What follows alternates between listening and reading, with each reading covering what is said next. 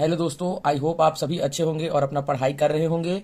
आज मैं कक्षा 10वीं के गणित का अध्याय 2 का प्रश्नावली 2 का प्रश्न 4 बताने वाला हूँ, जिसमें हमको क्या है, विलोपन और प्रतिस्थापन विधि का प्रयोग करके समीकरणों को क्या करना है, हल करना है। तो इसके पीछे के जो क्वेश्चंस को मैं वीडियो डाल चुका हूं। अगर आपको किसी भी प्रकार का अगर डाउट होता है तो आप मुझे कमेंट करिएगा। तो चलिए इसके हल को बनाते हैं। प्रश्न हमारा ये बोला है, निम्नलिखित समीकरण निकाय को दिए गए चरों के लिए हल कीजिए। तो हमारा पहला क्वेश्चन क्या है, इसमें x प्लस वाई बराबर 7, x माइनस y बराबर ऋण का 1। तो इसमें हम क्या है, इसको प्रतिस्थापन विधि या विलोपन विधि, दोनों विधि से हम क्या कर सकते हैं, हल कर सकते हैं। तो मैं इसको क्या है कि इसको मैं विलोपन विधि से हल करूंगा। ठीक है, तो चलिए इसको विलोपन विधि से हल करते हैं। तो सबसे पहले हम बोलेंगे दिया है, तो जो हमको प्रश्न में दिया रहेगा उसको लिखेंगे दिया है। तो हमको जो दिया है वो है हमारा x प्लस वाई बराबर 7 और दिया है x माइनस वाई बराबर क्या दिया हुआ है, ऋण का 1 दिया हुआ है। इसको हम क्या मानेंगे, समीकरण 1 मान लेंगे और इसको मान लेंगे हम समीकरण 2 मान लेंगे। अब यहाँ पर बोलेंगे हम विलोपन विधि से, विलोपन विधि द्वारा। तो क्या बोलेंगे, समीकरण 1 व समीकरण 2 को जोड़ने पर। क्यों 1 और 2 को जोड़ने पर, क्योंकि हम अगर इसमें विलोपन विधि में इसका 1 के साथ गुणा करेंगे और इसका 1 के साथ गुणा करेंगे तो यही आएगा, इसलिए डायरेक्ट बोल देंगे समीकरण 1 व समीकरण 2 को जोड़ने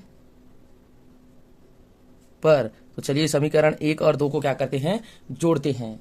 तो समीकरण 1 है हमारा x प्लस वाई बराबर 7 और x माइनस वाई बराबर क्या है हमारा, ऋण का 1 है। ठीक है, तो जब हम इसको जोड़ेंगे तो देखिए, जब घटाते हैं तो चिन्ह चेंज हो जाता है, जब जोड़ते हैं तो ऐसा कुछ नहीं होता है। तो ये y और ये y आपस में कट जाएगा और x और x आपस में जुड़ेंगे तो ये हो जाएगा आपका 2x बराबर 6 से 7 से 1 घट जाएगा, तो यहाँ पर बच जाएगा आपका 6। x को यहीं पर रखेंगे, 2 को पक्षांतर कर देंगे तो ये 6 के बटे में आ जाएगा, तो ये हो जाएगा आपका 6/2। तो 2 1 कम 2 और 2 तिया क्या हो जाएगा 6। तो x का मान क्या आ गया आपका, x का मान आ गया आपका यहाँ पर 3 आ गया। अब हम इस x के मान को या तो समीकरण 1 में रख दे या समीकरण 2 में रख दे। तो मैं यहाँ पर समीकरण 1 में क्या करूंगा, x का मान रखूंगा। तो समीकरण 1 में x का मान रखने पर, तो चलिए समीकरण 1 में इसका मान को रखते हैं। तो हम क्या करेंगे, x की जगह में क्या लिखेंगे, जो हमारा मान है 3 को, और उसके बाद y की जगह में y ही रहेगा और बराबर क्या है यहाँ पर 7 है। y को यहीं रहने देंगे और 3 को इधर क्या कर देंगे, पक्षांतर कर देंगे। तो ये प्लस में था तो इधर चला जाएगा, ये ऋण में पर क्या किए हैं, 3 को पक्षांतर किए हैं।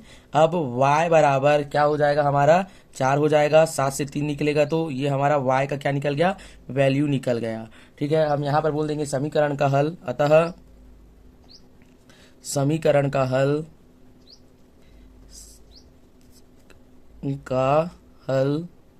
x बराबर क्या प्राप्त हुआ हमको 3 व y बराबर क्या प्राप्त हुआ है, y बराबर 4 प्राप्त हुआ। ठीक है, प्रश्न का आंसर है। तो चलिए दूसरे का हल करते हैं। प्रश्न चौथा का दूसरा क्वेश्चन है, 2x प्लस वाई बराबर 8 और दूसरा समीकरण है x माइनस 2y बराबर ऋण 1। तो चलिए इस प्रश्नों को सॉल्व करते हैं। चलिए दूसरे प्रश्न को हल करते हैं। इसको क्या करेंगे, इसको प्रतिस्थापन विधि से हल करेंगे।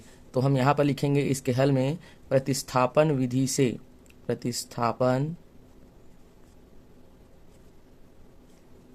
इसको प्रतिस्थापन विधि से हल करेंगे। तो इसमें लिखेंगे समीकरण 2 से। तो क्या करेंगे, समीकरण 2 को पहले उतारेंगे। यहाँ पर लिखेंगे x माइनस 2y बराबर ऋण का 1। ठीक है, फिर उसके बाद हमें x को यहीं रोकेंगे और 2y को उधर पक्षांतर कर देंगे, तो ये हो जाएगा आपका ऋण 1 माइनस 2y। अब क्या करेंगे, इस x के मान को हम समीकरण 1 में रख देंगे। तो हम बोलेंगे समीकरण 1 में x का मान रखने पर। देखिए, हमको ये ऊपर वाले प्रश्न जो समीकरण दिया है उसको पहला समीकरण मानना है, और जो ये दिया हुआ है इसको क्या मानना है, इसको दूसरा समीकरण मानना है। ठीक है, तो चलिए मानों को रखते हैं आपके पहले समीकरण में। तो रखेंगे 2 और x की जगह में हम क्या लिखेंगे, ऋण 1 मतलब -1 और -2y। तो यहाँ पर थोड़ा सा हमसे मिस्टेक हो रहा है क्योंकि ये माइनस में था, उधर गया तो ये आपका किस में हो जाता, प्लस में हो जाता। तो ये होता आपका +2, और उसके बाद है यहाँ पर y बराबर क्या है, यहाँ पर 8 है। अब 2 का इसके साथ में क्या कर देंगे, गुणा कर देंगे। तो 2 एकम 2, ये -2 हो जाएगा, प्लस 2 दूनी इधर क्या हो जाएगा 4y, और +1y बराबर 8। तो ये आपका क्या होगा, 2 इधर पक्षांतर हो जाएगा और ये दोनों आपस में जुड़ जाएंगे।